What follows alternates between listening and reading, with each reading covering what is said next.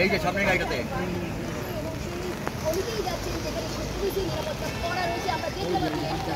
Police দাদা তুমি মাঝখানে দাঁড়িয়ে আছো সরুন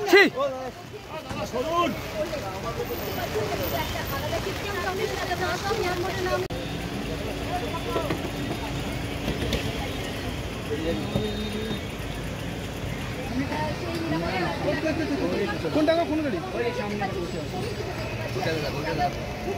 এই যে সামনে গাড়িটাতে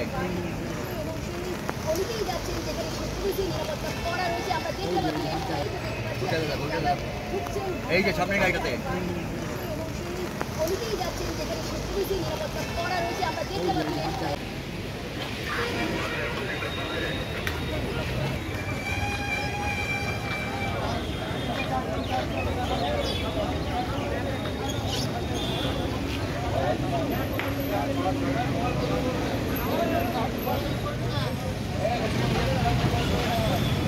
আপনারা কোথা থেকে এসেছিলেন? দুর্গাপুর থেকে। দুর্গাপুর থেকে।